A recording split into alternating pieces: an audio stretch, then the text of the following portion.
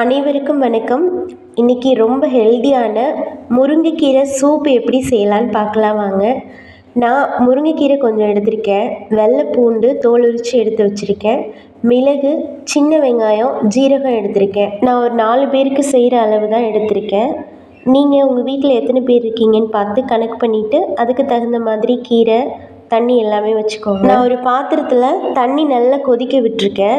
நல்லா கொதி வந்ததும் நம்ம எடுத்து வச்சுருக்க ஜீரகம், மிளகு, சின்ன வெங்காயம், வெள்ளை பூண்டு இது எல்லாத்தையும் அந்த தண்ணியில் கொதிக்கிற தண்ணியில் போட்டுடுறேன்.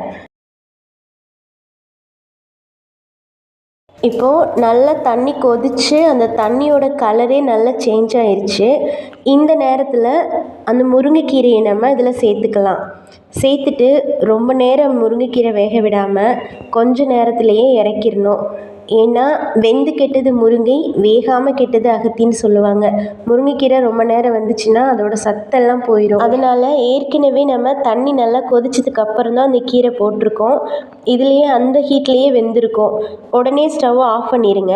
ஆஃப் பண்ணிவிட்டு அந்த தண்ணியெல்லாம் வடிகட்டிக்கோங்க. அந்த தண்ணி ஃபுல்லாக வடிகட்டிட்டு கீரையோட மிளகு, வெங்காயம், ஜீரகம், பூண்டு இது எல்லாமே சேர்த்து ஒரு மிக்ஸி ஜாரில் மாற்றி உப்பு போட்டு அரைச்சி எடுத்துக்கோங்க.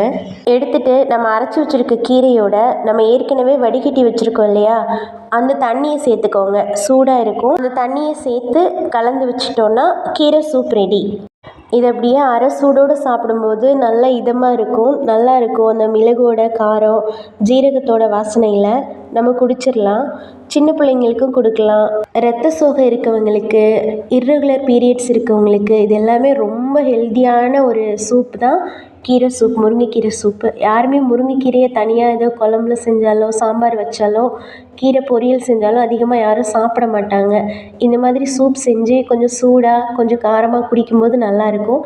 நாள்பட்ட சளி தொந்தரவு இருக்கவங்களுக்கும் முருங்கைக்கீரை சூப் ரொம்பவே நல்லது. பார்க்குறதுக்கு கஷாயம் மாதிரி பச்சை கலரில் இருக்கும், ஆனால் குடிச்சு பார்த்தா நல்ல டேஸ்ட்டில் தான் இருக்கும். நீங்கள் முருங்கைக்கீரை சூப்பை வாரத்தில் 3 நாள் சாப்பிட்டு ஒரு வாரம் கழித்து நீங்கள் போயிட்டு ப்ளட் டெஸ்ட் எடுத்து பார்த்தீங்கன்னா உங்களோட ஹெச்பி லெவல் ஒரு 2 பாயிண்ட் அதிகமாக இருக்கும்.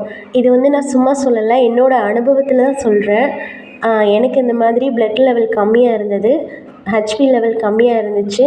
நான் அந்த மாதிரி சூப் வாரத்தில் ஒரு 3 நாள் எடுத்துகிட்டு அடுத்த வாரம் போய் செக் பண்ணி பார்க்கும்போது எனக்கு ஹீமோகுளோபின் 2 பாயிண்ட் ஏறி இருந்தது. எனக்கே ஆச்சரியமாக இருந்தது.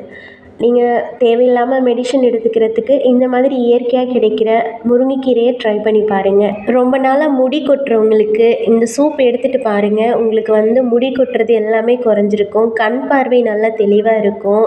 உங்களுக்கு அடிக்கடி சளி தொந்தரவு இருந்ததுன்னா இந்த சூப் எடுத்துக்கிட்டிங்கன்னா உங்களுக்கு இதில் மிளகு எல்லாமே சேர்ந்துருக்கு. அதோட முருங்கைக்கீரைக்கு சளியை குறைக்கிற தன்மை இருக்குது. அதனால் உங்களுக்கு சளி தொந்தரவும் கண்ட்ரோல் ஆகும். நீங்களும் இதை உங்கள் வீட்டில் செஞ்சு பார்த்துட்டு டேஸ்ட் எப்படி இருந்தது, உங்களுக்கு இது ஹெல்த்தியாக ஃபீல் பண்ணுறீங்களாங்கிறத கமெண்ட்டில் சொல்லுங்கள். நெக்ஸ்ட் வீடியோவில் மீட் பண்ணலாம். Bye friends.